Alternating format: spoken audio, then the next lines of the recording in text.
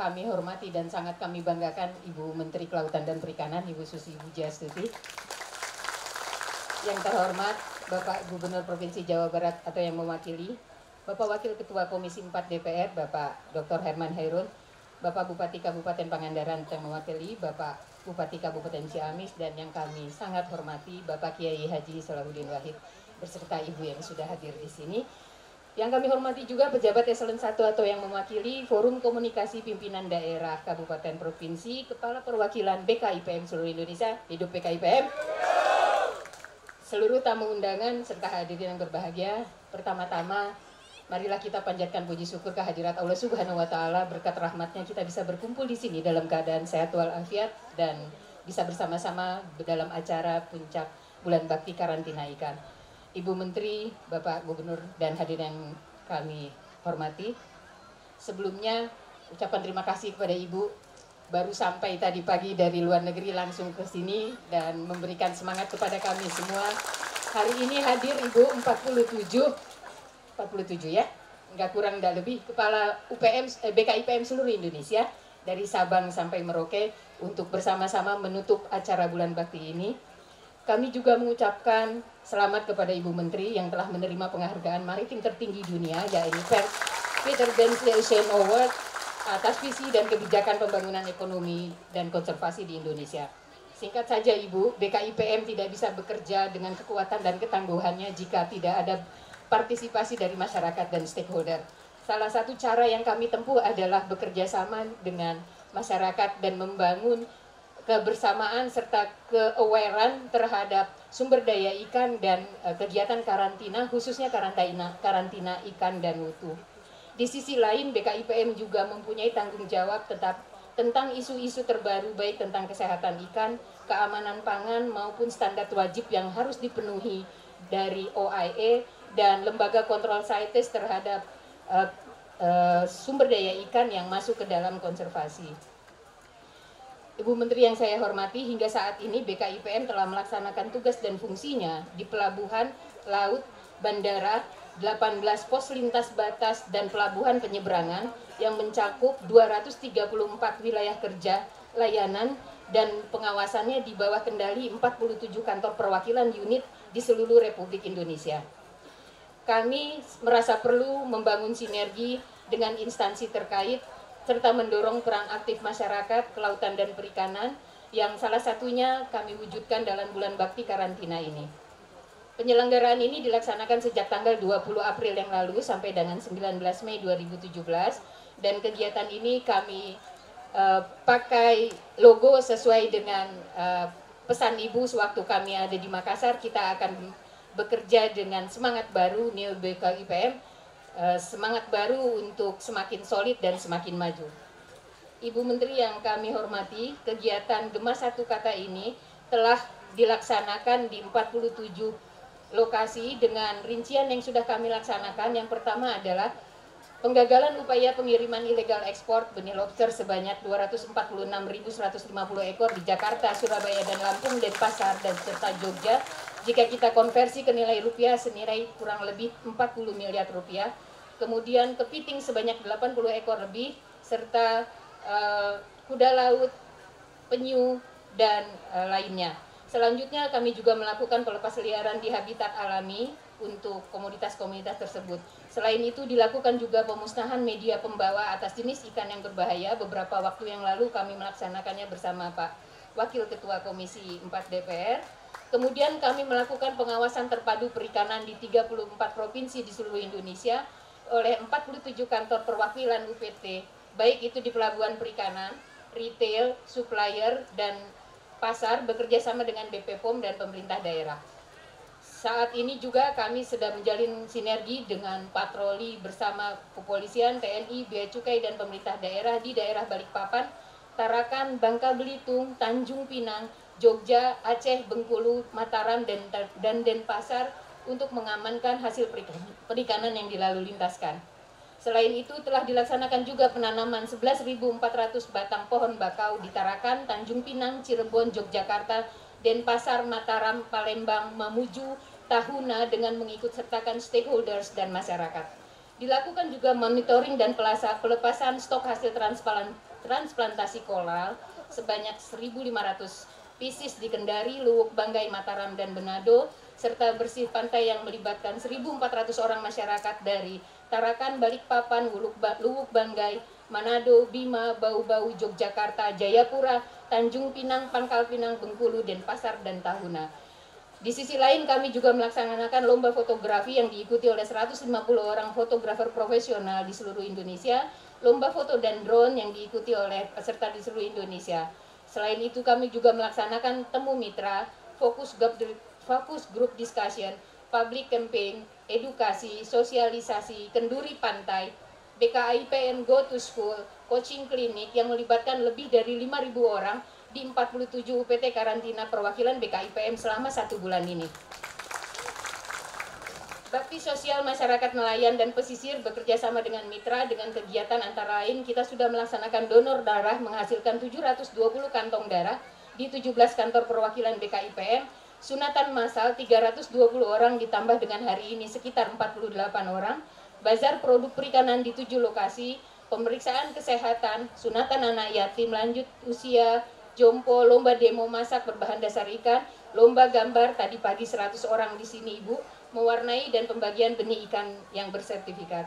Ibu Menteri dan hadirin yang saya hormati, hari ini juga akan diagendakan penyerahan bantuan dari Kementerian Kelautan dan Perikanan yang pada waktunya nanti akan mohon kesediaan Ibu untuk menyampaikan, teman-teman dari panitia akan menyampaikan berupa ice flag mesin, size freezer, kemudian beasiswa pendidikan, bantuan operasional penyuluh, dan yang terakhir adalah bantuan ikan beku yang kita didistribusikan untuk masyarakat berupa 10 ton ikan beku di Kabupaten Pangandaran, 2 ton di Kabupaten Ciamis, 3 ton di Yogyakarta, kalau kita rupiahkan senilai 283 miliar, ini hasil kerjasama kami dengan CSR perusahaan-perusahaan, serta ikan kaleng sebanyak 500 master karton masing-masing 50, itu kami bagikan khusus untuk disegera anakan.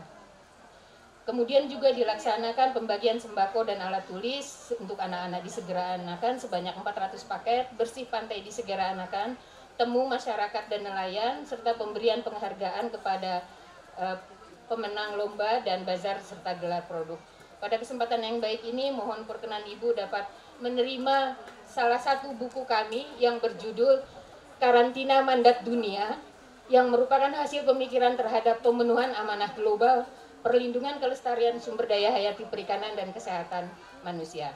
Selanjutnya izinkan kami mengucapkan terima kasih yang sebesar-besarnya kepada pemerintah Provinsi Jawa Barat beserta jajarannya atas dukungan nyata kepada BKIPM dalam penyelenggaraan Puncak Bulan Bakti Karantina Mutu Hasil Perikanan tahun 2017 di Pangandaran. Ucapan terima kasih juga kami sampaikan kepada pemerintah daerah Kabupaten Pangandaran beserta jajarannya serta kepada semua pihak yang telah turut aktif berkontribusi dan membantu kelancaran penyelenggaraan kegiatan ini. Terima kasih juga kepada Bapak Wakil Ketua Komisi 4 yang bersedia hadir meluangkan waktunya. Sebetulnya hari ini beliau sedang paripurna Ibu, berkesempatan untuk hadir di sini. Kami mohon maaf apabila terdapat hal-hal yang kurang berkenan dari hati Bapak dan Ibu sekalian, dan mohon kepada Ibu untuk bisa memberikan arahan kepada kami semua sehingga kami di BKIPM bisa berkiprah lebih baik lagi. Billahi taufiq wal hidayah. Assalamualaikum warahmatullahi wabarakatuh. Kartu BKIPM ini bekerja sama dengan BRI, merupakan kartu yang menjadi identitas mitra kami, stakeholder yang akan melakukan kegiatan lalu lintas ikan.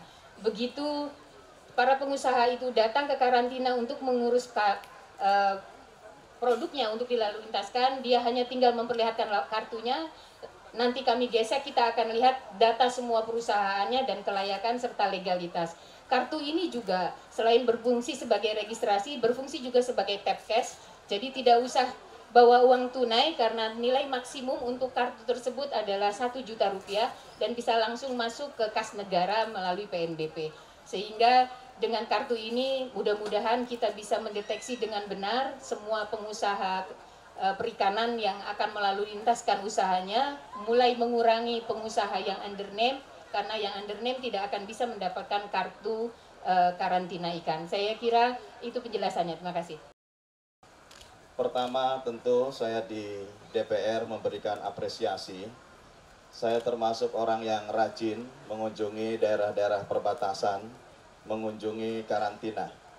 Mungkin sebagian besar dari teman-teman yang mengurus karantina di perbatasan, saya kira mengenal saya, Bu. Namun sebagian besar memang belum. Saya melihat bahwa ke depan karantina memang harus diperkuat. Karena apa? Pada era keterbukaan, pada era ekonomi global, karantina akan menjadi jurus ampuh untuk bisa menangkal berbagai persoalan berkaitan dengan kemampuan dan kekuatan bangsa kita.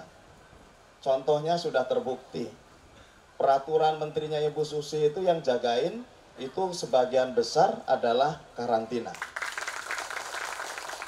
Sebagian besar sitaan yang saya juga sering ikut dengan teman-teman di Komisi 4 untuk memusnahkan juga hasil dari kerja karantina.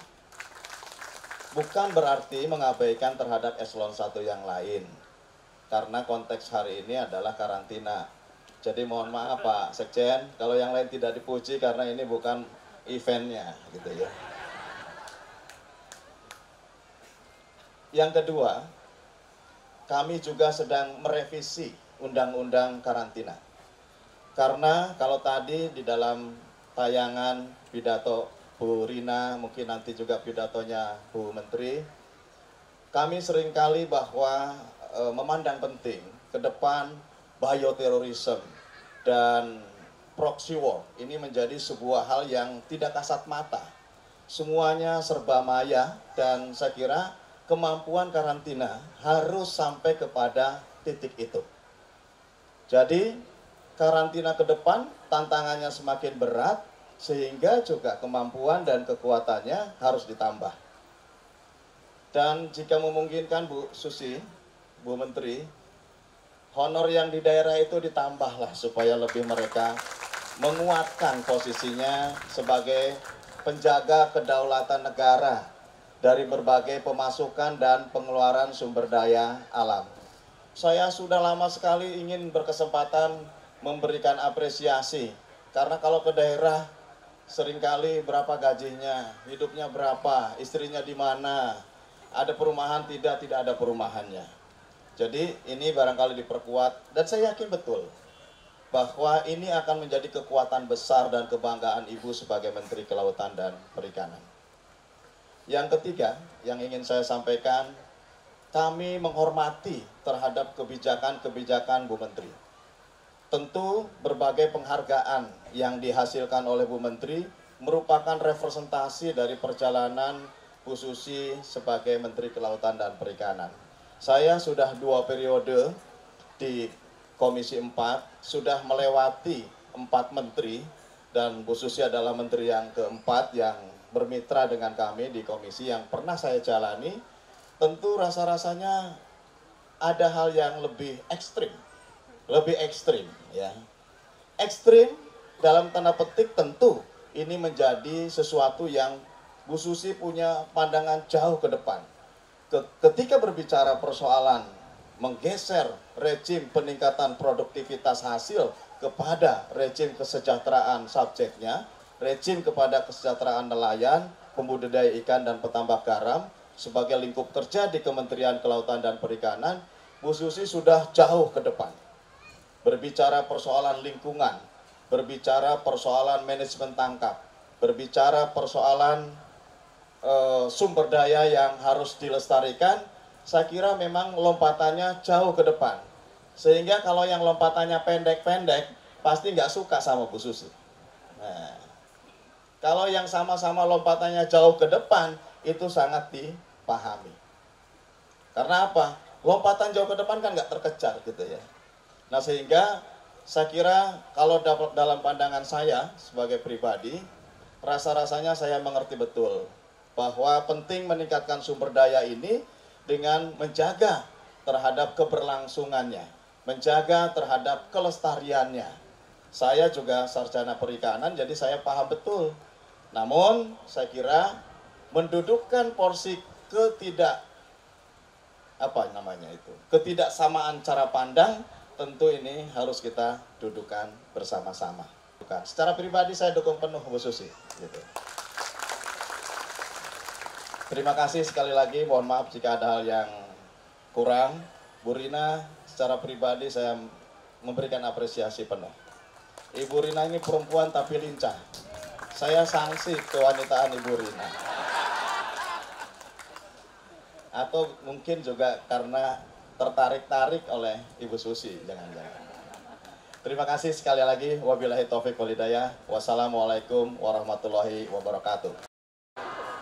Bapak Khairon, Wakil Ketua Komisi 4 yang saya hormati, Bapak Kiai Haji Solehuddin Wahid dan Ibu yang saya hormati, Pak Bupati yang mewakili, Pak Wakil Bupati, Pak Kapolres, Pak Dandim, dan seluruh muspida lainnya dari Kabupaten Pangandaran, Kecamatan Pangandaran, dan seluruh hadirin sekalian yang saya hormati masyarakat Pangandaran, dan yang terutama tim Bu Rina BKIPM yang saya sayangi. Terima kasih sudah berkenan berbakti sosial di kampung halaman saya. Ini luar biasa, Pak. Terima kasih. Saya bilang kalau dituduh KKN ya nggak apa-apa. Kan bantunya masyarakat toh, bukan bantu saya ya. Jadi saya ucapkan terima kasih. Saya pikir masyarakat Pangandaran juga berterima kasih ya toh. Ya, bilang apresiasi sama Bu Rina. Bu Rina ini Dirjen Ibu yang hebat. Dan kawan-kawan kita nih dari seluruh wilayah Indonesia, ada yang dari perbatasan jauh-jauh datang untuk bantu bapak-bapak dan ibu-ibu semua. Jadi lamun ibu nyarekan ngalarang eta kudu didengeken. Nyata. Lamun henteu moal rek mawa bantuan-bantuan jika kieu ka dia deui ibu. Hah? Mun ibu nyaram ulah dialaan eta naon bibit lobster. Dan nu ngala lobster nu gede saha? Anjeun kan? Ibu lain. Aranjeun kene. Lamun lauk laletik di alaan make jaring layur saparapat ins. Ayeuna layurna sagede-gede kieu kumaha? Hah? Nu rugi saha? Hah? Aranjeun. Lain ibu nu rugi, ibu mah lamun boga duit meuli. Boga duit nya menta. Hah? Gitu nya. Jadi bapak-bapak, ibu-ibu semua, selain rasa terima kasih, juga apresiasi saya kepada tim BKIPM. Pak Herman Khairon mungkin ingat saya begitu masuk KKP, saya pancangkan 3 pilar untuk membangun perikanan kelautan Indonesia. Karena Presiden menginginkan laut menjadi masa depan bangsa. Masa depan itu berarti bukan 10 tahun ke depan, karena bangsa Indonesia tuh ribuan tahun juga harus masih ada. Berarti harus ada terus menerus bertahun-tahun, ratusan generasi, cicitnya cicit lagi. Harus masih ada ikannya. Bukan sekedar laut masa depan 10 tahun ke depan, tapi masa depan sebuah bangsa. Bangsa Indonesia bangsa yang besar. Kita ini nomor 5 terbesar populasinya di dunia. Apa mau berumur 100 tahun saja? 1 abad lalu punah orang Indonesia? Kan tidak. Jadi kalau kita sudah ingin bangsa Indonesia tidak punah, kita harus memastikan sumber daya alam kita pun tidak punah. Saya terapkan 3 pilar. 1, kedaulatan. Kedaulatan kita menginginkan kita ini menguasai sumber daya alam, kelautan, dan perikanan kita. Perikanan itu ya dari tangkap, dari sungai, dari laut, budidaya, itu semua sumber daya alam perikanan. Satu-satunya sumber daya alam yang renewable, yang terus menerus bisa ada kalau kita jaga. Kalau minyak sudah disedot, diambil, habis. Batu bara sudah dikeruk, diangkat, habis. Tidak bisa balik lagi. Yang lainnya juga sama. Perikanan adalah salah satu sumber daya alam yang kalau dijaga, dia akan tetap ada dan banyak. Peraturan-peraturan dibuat untuk keberlanjutan itu bukan untuk melindungi ikannya, bukan. Untuk melindungi supaya ikan itu tetap ada, bisa ditangkap dan banyak. Kalau ada sedikit, ya bangsa Indonesia tidak bisa makmur. Kita orangnya banyak, 250 juta. Tiap tahun tambah. Kalau ikan kita habis, mau makan proteinnya dari mana? Mau beli telur, telurnya dari ayam. Ayam kampung sekarang juga sudah makin jarang. Ayam boiler kita mesti pakai pakan. Pakannya juga pakai tepung ikan. Ikannya habis mau dikasih makan apa?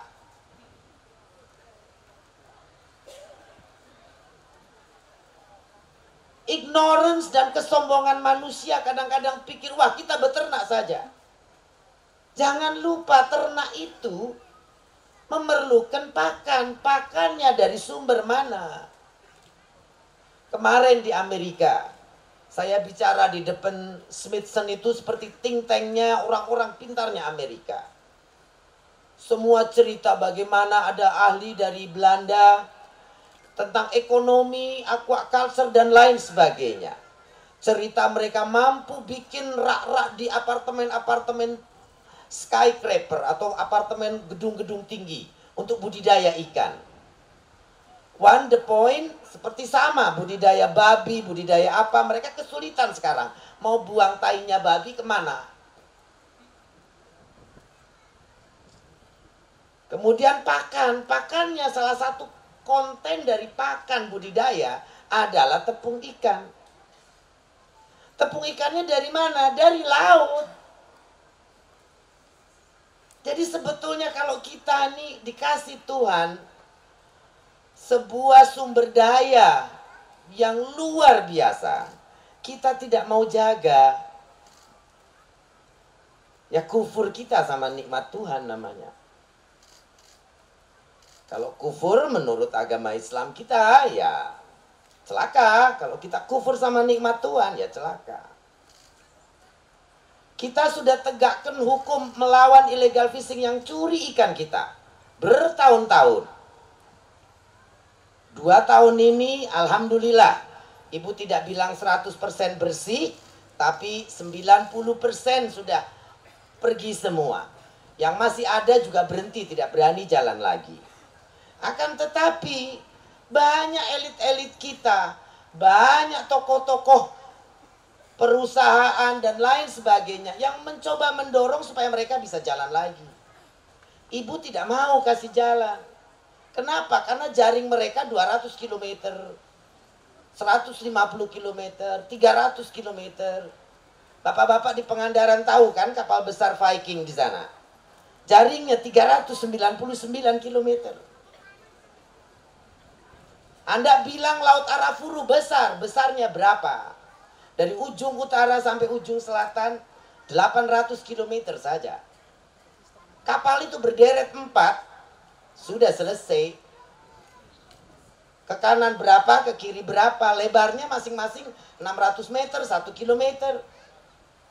Pursainnya orang dalam negeri yang pantura saja sudah kilometeran, bukan 1-2 kilometer lingkarannya. Kalau kita mau ambil hasil sumber daya alam kita dengan cara begitu, ya akan habis.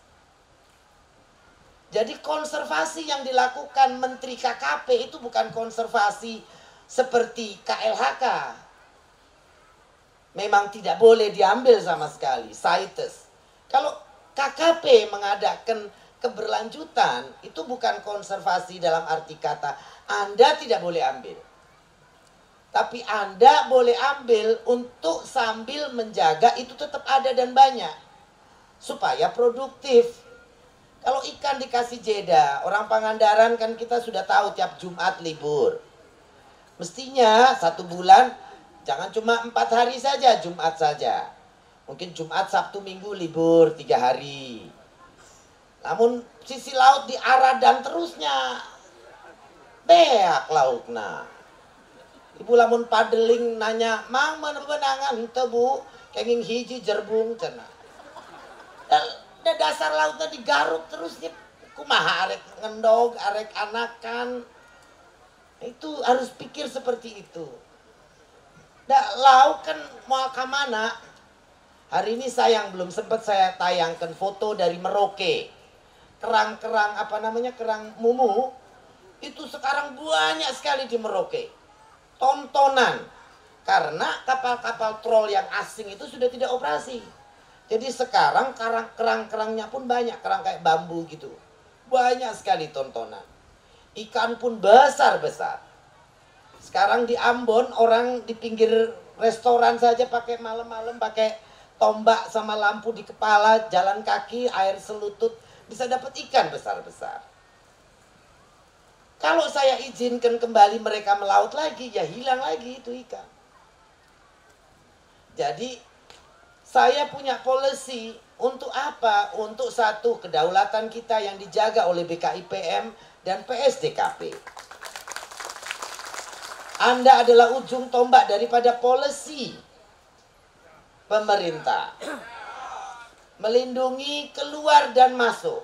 Keluar barang yang semestinya harus kita kuasai dulu secara ekonomi. Kalau bibit lobster diambil dari bayi-bayi begitu, kita tuh dulu di Pangandaran, orang Pangandaran inget nggak? Di TPI 1 hari 2 ton lobster, betul nggak? Sampai akhirnya habis. Soalnya di Lombok dijualan bibitnya di alaan, jadi wadai lobster nah. Banyak juga tempat lain di Jawa Timur di mana kita jaga. Orang Vietnam nggak punya lobster jadi ribuan ton. Orang Indonesia dari ribuan ton jadi ratusan ton. Lama-lama juga habis. Kalau bibitnya diambil, kan nu sempat gede jangan dong. Kayak yang bertelur lagi siapa? Hah? Hah? Apa terumbu karang itu bisa nelorin lobster? Saya tanya. Hah? Sama tuna kita. Kita udah rencanakan semua rumpon-rumpon besar milik asing yang di tengah laut. Kita akan bantai semua. Kita akan habiskan. Karena itu yang membuat ikan-ikan tuna besar tidak ke pinggir. Kita jagain Banda, 68% dari tuna dunia datangnya dari Laut Banda. Saya senang kemarin di Eropa Komisi sudah mulai mencanangkan untuk mengatur dan memusnahkan agregative device.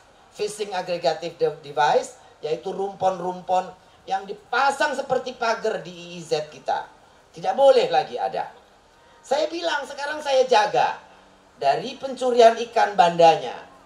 Supaya mereka bisa mija betelor. Tapi kalau induknya nggak ada yang pulang, saya bilang telurnya siapa yang betelor? Orang Ambon tidak bisa betelor. Baru orang Amerika mengerti. Orang Ambon tidak bisa betelor tuna, tidak bisa. Induknya harus pulang.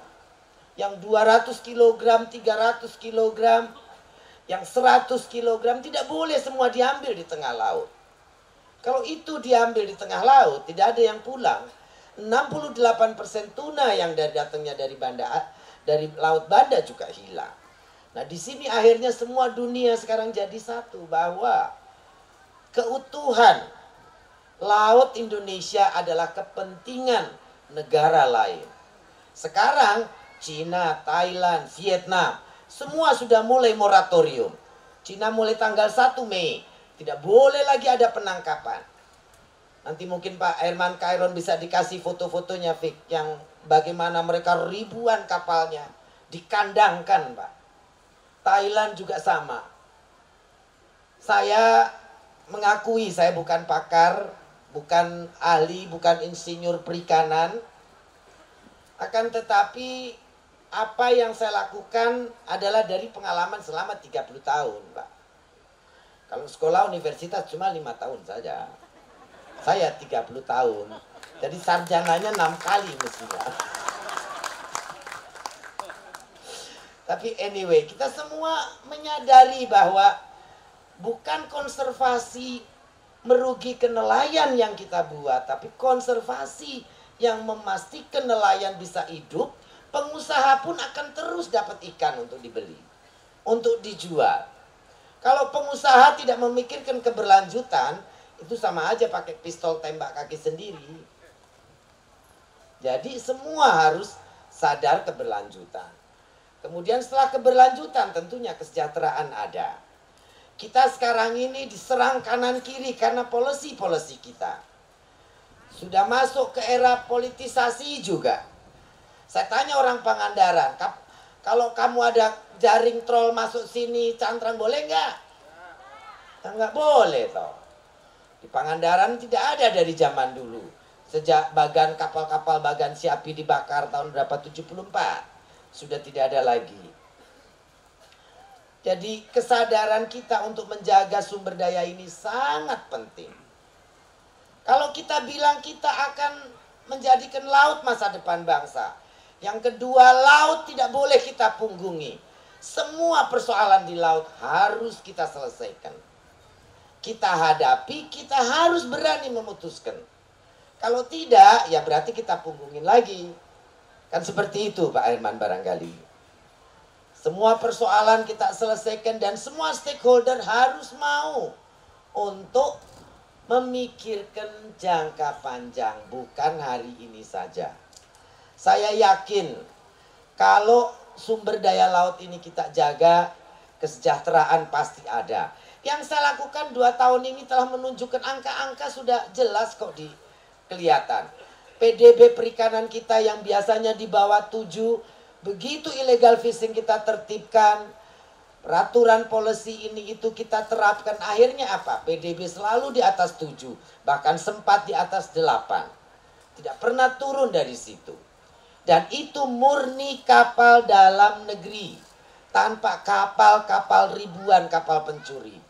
Kapal-kapal Indonesia semua. Kemudian PNBP kita juga naik 2,5 kalinya atau hampir 3 kalinya, Bu Rina. PNBP kita naik 3 kali lipatnya, Pak. Kemudian nilai tukar nelayan yang tadinya 102, 104 menjadi 110. Nilai tukar usaha perikanan menjadi 120 dari tadinya 98. Jadi usaha perikanan sangat menguntungkan. Yang terakhir, harga ikan menyumbangkan deflasi. Tadi Pak Herman Kairon bilang harga ikan turun. Karena ya saya pikir untuk saat sekarang itu juga baik. Di satu sisi tidak baik untuk nelayan, tetapi di sisi lain untuk ekonomi Indonesia, di mana semua komoditi inflasi, maka komoditi perikanan deflasi itu sedikit menyeimbangkan paling tidak. Dan yang penting kecukupan makan ikan, kita semua harus makan ikan. Ikan itu baik untuk protein otak kita, badan kita.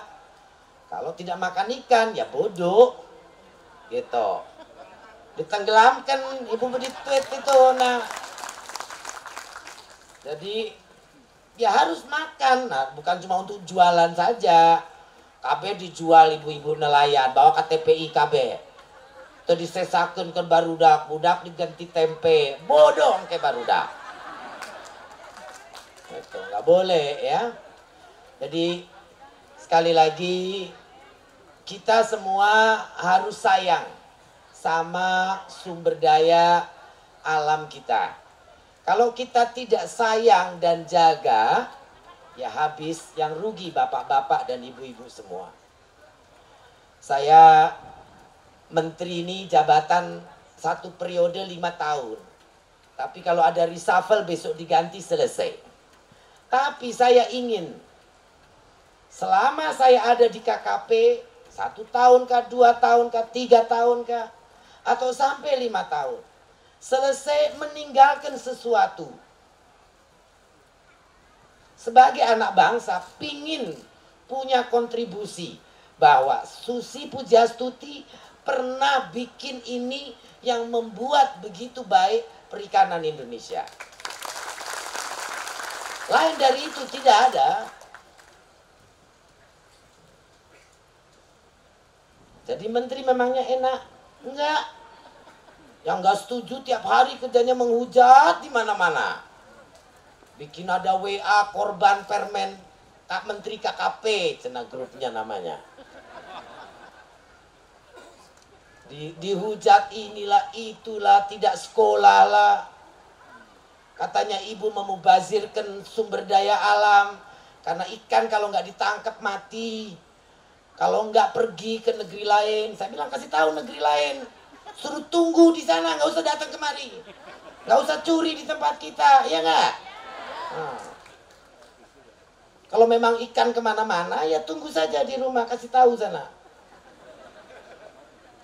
Saya bilang ikan mati dimakan oleh ikan lainnya tambah besar. Siklus Tuhan itu tidak pernah memubazirkan sesuatu. Manusia yang bikin itu, mubazir. Manusia yang membuat biasanya susah sendiri. Kadang-kadang kesombongan manusia pula, yaitu tadi aquaculture apa, kalau tidak dipikirkan keberlanjutannya juga bisa bahaya untuk lingkungannya. Banyak tambak di Pantura contohnya. Airnya kotor, nyalahin petani lah kena pestisida. Padahal bakonya dihabisin, pakannya dibuang, air kotornya ke pantai juga. Air itu kotor dibuang sedot lagi, buang sedot lagi. Dan nggak dipisahin kan, airnya tetap aja bercampur-campur jadi satu. Danau-danau coba lihat berapa kali kecelakaan. Ikan mati semua puluhan ribu ton.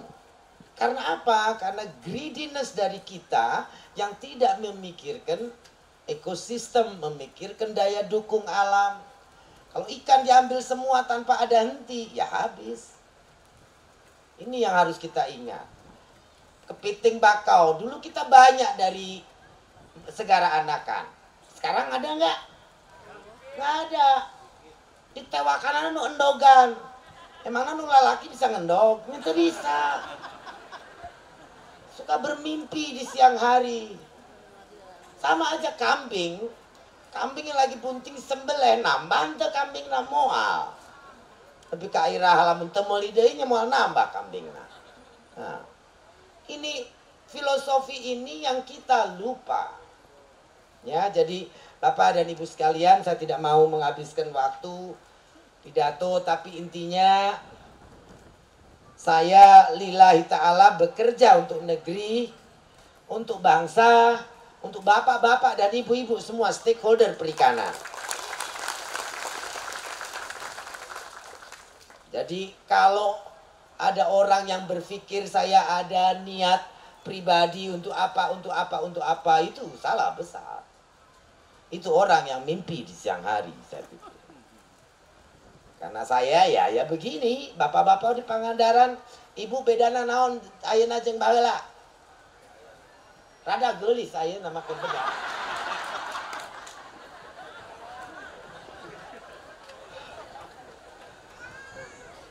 Bedanya apa? Nggak ada, sama saja. Lebih capek ayeuna jelema nu tadina wawu geus lila tara minta foto, ayeuna minta foto cek naon. Baheula tara minta foto, ayeuna minta foto, naonan segitu. Apa bedanya? Jadi ya kira-kira seperti itu. Saya harap bakti sosial BKIPM mengingatkan kepada kita semua bahwa berbagi, membantu, mensupport satu sama lain adalah hal yang mulia dan memberikan kepada kita juga kebahagiaan. Bukan cuma untuk yang dibantu, tapi kita juga bahagia, kita juga senang. Tadi Bapak dari Berau, ada yang menang tadi dari Berau. Saya tanya, masih ada orang baju Malaysia nggak? Sudah nggak ada ya? Nah itu kerja saya pertama kali ngusirin asing itu ya di Berau itu. Karena masyarakat nelayan setempat takut oleh pendatang yang datang dari Malaysia. Rupanya yang kelihatannya 10 orang setelah dioperasi ada ratusan, hampir 700 orang. Kapalnya pun tersembunyi. Mereka ngambil kura-kura, mereka ngambil hiu, ngambil parimanta. Nah itu. Jadi akhirnya masyarakat setempat ketakutan oleh pendatang, kan lucu. Di Pangandaran tidak boleh begitu. Masyarakat Pangandaran harus menguasai sumber daya alam Pangandaran. Itu harus berdaulat ya. Barangkali begitu, saya ucapkan terima kasih. Akhirul kalam, assalamualaikum warahmatullahi wabarakatuh.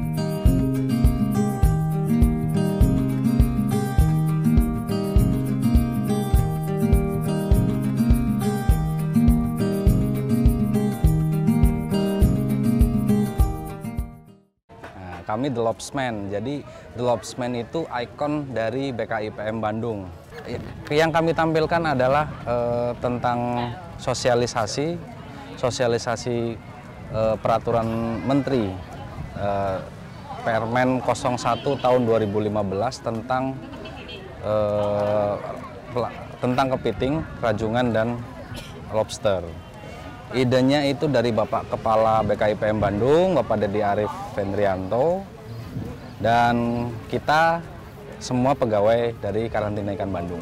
Agar harapannya dari BKIPM Bandung untuk BKIPM agar tetap maju, terus maju dan mempertahankan NKRI gitu aja.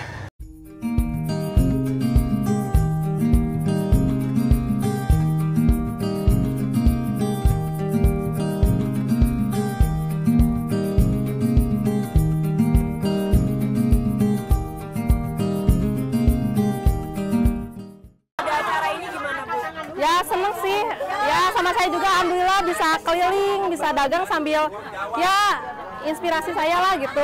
Kan banyak yang aneh-aneh gitu. Ibu udah keliling tadi? Udah keliling. Ada apa aja sih, Bu?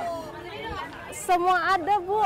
Ada bangsanya kantong-kantong, ada makanan, ada barang-barang, semuanya ada. Ya mudah-mudahan tahun depan juga ada lagi, begini lagi, terus tahun ke tahun kan di sini juga ada layang-layang di sini.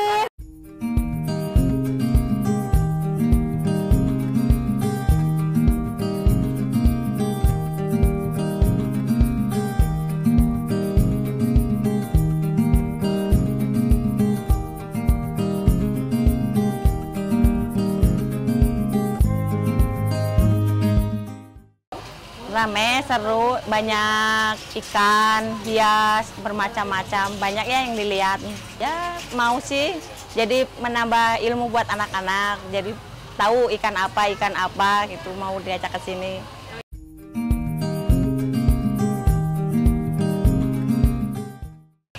APPGP adalah Asosiasi Pengusaha Pembudidaya Gurame Pangandaran.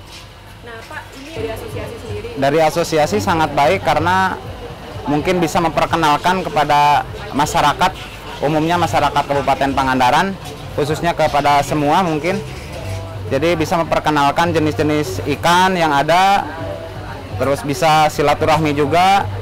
Ya mudah-mudahan ke depannya bisa ada lagi kunjungan seperti ini dan mungkin bisa lebih meriah seperti ini.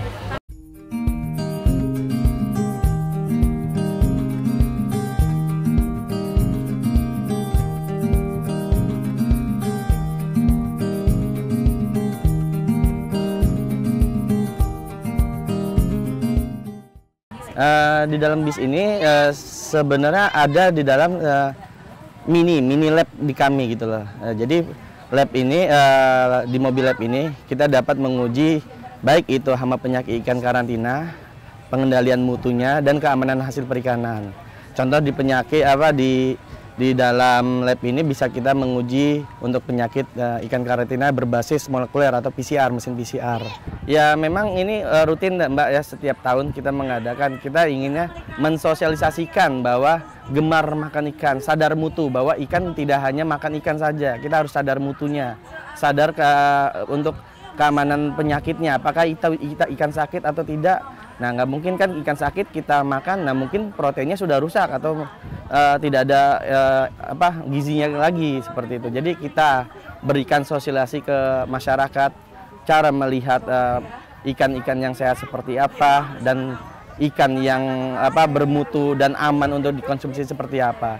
Seperti saat ini kita lebih fokus untuk keamanan. Nah, kita di sini mensosialisasikan bahwa ikan berformalin itu dampaknya seperti apa, ikan yang berborak seperti apa, cara pengujiannya seperti apa, seperti itu. Ya harapannya dengan agenda setiap tahun kita lakukan ini, makin semua masyarakat makin sadar bahwa ya ikan yang aman seperti apa, makin gemar makan ikan. Selama ini mungkin masyarakat belum banyak yang gemar makan ikan, mungkin masih cenderung mengkonsumsi ayam lah atau dengan protein lainnya.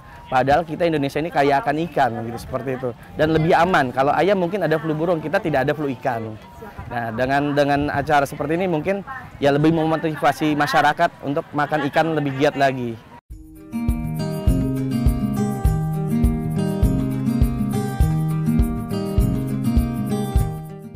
Balai Besar Pengujian Penerapan Hasil Perikanan mempunyai salah satu fungsi untuk melakukan pengujian produk hasil perikanan maupun teknologi pengolahan hasil perikanan, yang kemudian kami salah satunya di bidang pelayanan informasi untuk menyebarkan hasil-hasil inovasi yang telah kami lakukan untuk dapat diterapkan atau diketahui oleh masyarakat banyak. Menurut saya acara ini sangat-sangat bagus untuk mengedukasi masyarakat tentang betapa pentingnya mutu yang harus kita harus kita penuhi untuk keamanan keluarga kita sendiri. Gitu.